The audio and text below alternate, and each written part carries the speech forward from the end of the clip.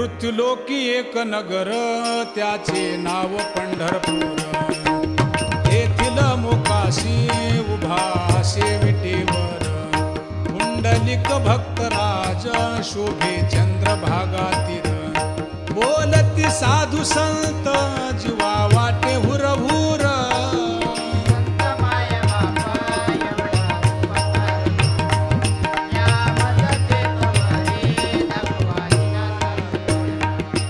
मज नाही हात पाय डोळा पडली झांपड कर्ण हे बधीर झाले वाचा